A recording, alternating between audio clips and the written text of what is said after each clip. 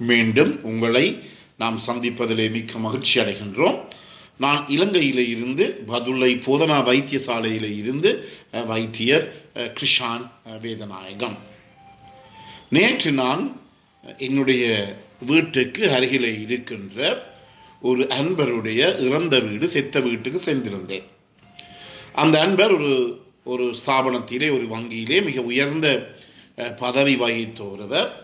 அவருடைய வயது 62 வயது. சரியாக அவர் 15 வருடங்களாக இந்த சிறுநீரக நோயினாலே, அதாவது நீண்டகால சிறுநீரக தொழில் இழப்பு நோயினாலே, அதாவது குரோனிக் ரீனல் ஃபெயிலியர் என்று சொல்லுவோம், CRF என்று சொல்லுவோம், இந்த நோயினாலே பாதிக்கப்பட்டு அவர் இறந்தார். அப்போது அவருடைய மனைவி என்னுடன் பேசிக்கொண்டிருந்த போது நான் கேட்டேன், இவருக்கு நீங்கள் இந்த சிறுநீரக மாற்று சத்திர சிகிச்சை கிட்னி டிரான்ஸ்பிளான்டேஷன் செய்யவில்லையா என்று கேட்டேன். உடனடியாக அவர் எனக்கு சொன்ன பதில், ஐயா டாக்டர், நீங்கள் பல இடங்களுக்கு சென்று பலதரப்பட்ட கருத்தரங்குகளை நடத்தி கொண்டிருக்கின்றீர்கள்.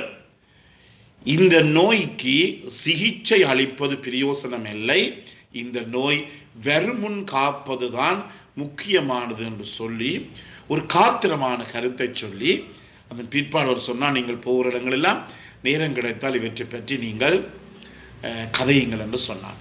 என்றபடியால் அந்த நேரத்தில் நான் நினைச்சேன், இந்த நிகழ்ச்சியிலே ஒரு தொடர்ச்சியாக 2-3 நிகழ்ச்சியிலேயாவது பற்றி நாங்கள் பேச வேண்டும் என்று. முதலிலே இந்த எங்களுடைய நாட்டை பொறுத்த மட்டிலே இந்த சிறுநீரக நோயினாலே பாதிக்கப்பட்ட பல பேர் வந்திருக்கிறார்கள். அண்மையிலே தரப்பட்ட தரவுகளின்படி இன்னும் ஒரு 10 வருடங்களிலே 1/3 பேர் எங்களுடைய நாட்டிலே இந்த சிறுநீரக நோயினாலே, அதாவது நீண்டகால சிறுநீரக தொழிற்பாடு இழப்பு, அதாவது குரோனிக் ரீனல் ஃபெயிலியரினாலே பாதிக்கப்படுவார்கள் என்று கூட ஒரு அச்சம் வெளியிடப்பட்டிருக்கின்றது. இன்று நாங்கள் என்ன பார்க்க போகின்றோம் என்றால், இந்த நோய்க்குரிய காரணங்கள், ஏன் இந்த சிறுநீரகத்தினுடைய தொழிற்பாடு பாதிக்கப்பட்டு இந்த நோயாளிகள் இறக்க வேண்டிய நிலைமை ஏற்படுகிறது என்பதை பற்றி இன்று நாங்கள் தொடர்ச்சியாக பார்க்க போகிறோம். முதலாவதாக, இந்த நோய்க்குரிய முதலாவது காரணம், மிகவும் பிரபல்யமான காரணம் என்ன? நீரழிவு நோய், டயபெட்டிக் மெலைட்டஸ். முக்கியமாக இதை பற்றி எனக்கு தெரியும். என்னுடன் வேலை செய்கின்ற ஒரு மருத்துவத்தாது நர்ஸினுடைய கணவனினுடைய கண்ணனினுடைய மனைவி கூட இந்த டயபெட்டிக் மெலைட்டஸ், அதாவது நீரழிவு நோயினாலே பாதிக்கப்பட்டு அதற்குரிய சரியான சிகிச்சை முறைகளை செய்யாமல் 39 வயதிலே சிறு பிள்ளைகளை விட்டு போட்டு அவர் சிறுநீரக தொழிற்பாடு பாதிக்கப்பட்டு இறந்தார்.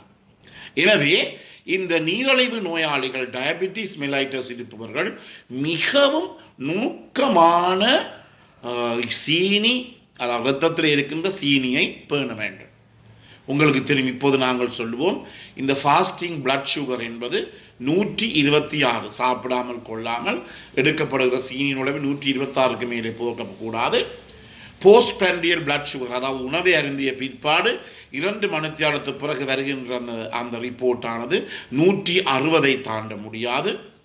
அதே நேரத்திலே இந்த நோய்க்கு சிகிச்சை அளிப்பதற்கு உங்களுக்கு தெரியும், HbA1c எனப்படுகிற ஒரு இரத்த பரிசோதனை இருக்கின்றது. 3 மாதமாக இரத்தத்தில் இருக்கின்ற சீனியினுடைய கட்டுப்பாட்டை சொல்லுகின்ற அந்த பரிசோதனை தான் HbA1c. சாதாரணமாக ஒருவருக்கு 5.8க்கு மேல் போக முடியாது. ஆனால் ஒரு டயபெட்டிக் நோயாளி, நீரழிவு நோயாளி, சிகிச்சை பெறுகின்ற ஒரு நோயாளி, மருந்துகளை குடிப்பவராக இருந்தால் 6.5க்கு மேல் போக முடியாது. எனவே இவற்றை மிகவும் நுணுக்கமாக பேண வேண்டும். எனக்கு சீனில் 20, 200, எனக்கு சீனில் 180 அப்படி அல்ல. இந்த நோயை உடையவர்கள் அவதானமாக கவனித்துக் கொள்ளுங்கள். இல்லாவிட்டால் நீங்கள் ஒழுங்காக இந்த சீனியை பேணாவிட்டால் இரத்தத்திலே உங்களுக்கு 5-10 வருடங்கள் செல்லுகின்ற போது டயபெட்டிக் நெஃப்ரோபதி எனப்படுகின்ற இந்த நீரழிவு நோயினால் ஏற்படுகின்ற சிறுநீரக தொழில் இழப்பு என்ற பிரச்சனை உங்களுக்கு ஏற்பட்டு கடைசியிலே சொன்னது போல குரோனிக் ரீனல் ஃபெயிலியர் ஏற்பட்டு நீங்கள் இறக்க வேண்டி ஏற்படும். எனவே இந்த நோயாளிகளுக்கு நாங்கள் சிறுநீரக மாற்று சத்திர சிகிச்சை செய்ய முடியாது. இதை மிகவும் நீங்கள் கவனத்திலே கொள்ள வேண்டும். ஏனெனில் நாங்கள் இன்னும் புதிதாக இன்னொருடைய சிறுநீரகத்தை எடுத்து மற்றவருக்கு பொருத்துகின்ற போது அவ்வாறு பொருத்துகின்ற அந்த சிறுநீரகத்திலும் திருப்பி சீனி நோயினுடைய டயபெட்டிக் நோயினுடைய நீரிழிவு நோயினுடைய தாக்கம் ஏற்பட்டு அதன் மூலமாக அந்த நோயாளி பாதிக்கப்படுவார். எனவேதான் இந்த நீரிழிவு நோயாளிக்குரிய பாரதூரமான ஒரு பிரச்சனை என்னவென்றால் அவருக்கு இருக்கின்ற ஒரு டிஸ்அட்வான்டேஜ் என்று சொல்லுவோம், ஒரு பாரதூரமான பிரச்சனை என்னவென்றால் அவர்களுக்கு சிறுநீரக மாற்று சத்திர சிகிச்சை இந்த நோயாளிகளுக்கு செய்ய முடியாது. எனவே என்ன விடயம் என்றால் எப்போதுமே இந்த சீனின் அளவை இரத்தத்திலே கவனமாக பேணுகின்ற போது இதில் இருந்து நாங்கள் தப்பலாம். அதே நேரத்திலே குறைந்தது 3 மாதத்துக்கு ஒரு தரமாவது அவர்களுடைய சிறுநீரை நாங்கள் சோதிக்க வேண்டும். மைக்ரோ ஆல்புமின் யூரியா என்று சொல்லுவோம்.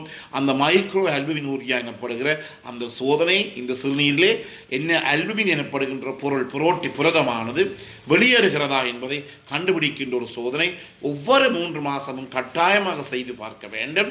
அதை செய்து பார்த்து சாதாரணமாக 300 மில்லிகிராமுக்கு குறைவாக இருந்தால் பிரச்சனை இல்லை, 30 மில்லிகிராமுக்கு குறைவாக இருந்தால் பிரச்சனை இல்லை, 30க்கும் 300க்கும் இடையிலே இருக்கின்ற போது அதிலே அவருக்கு சிறுநீரக பாதிப்பு ஏற்பட்டு விட்டது.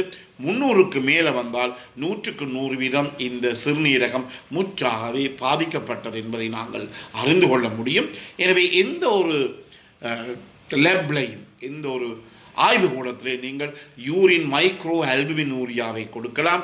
சிறுநீரை காலையிலே ஒரு வெளியேறுகின்ற சிறுநீரை நீங்கள் முதலாக காலையிலே எழும்பி சிறுநீரை வெளியேற்றுகின்ற போது நீங்கள் அந்த போத்தினுள்ளே உங்களுடைய சிறுநீரை சேகரித்து நீங்கள் கொடுக்க வேண்டும்.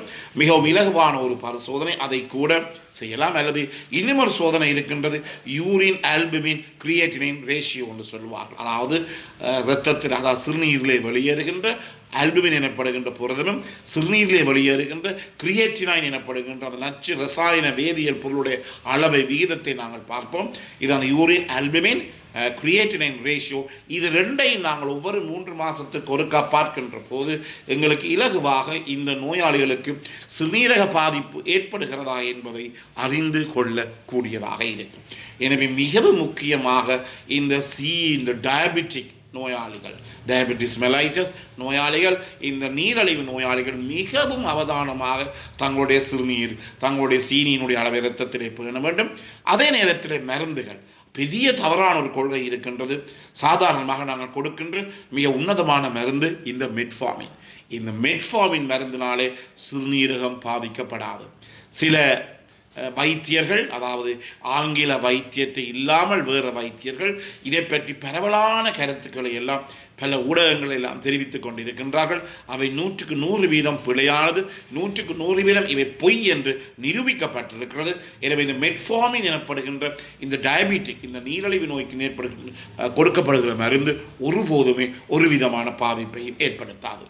எனவே இந்த நிகழ்ச்சி பிடித்திருந்தால் பார்க்காதவர்களுக்கு அறிமுகப்படுத்துங்கள். அதே நேரத்தில் இதை லைக் பண்ணலாம், ஷேர் பண்ணலாம். மேலே இருக்கின்ற மணிச்சின்னம் அல்லது பெல் சைனை அமைத்து சப்ஸ்கிரைப் பண்ணலாம்.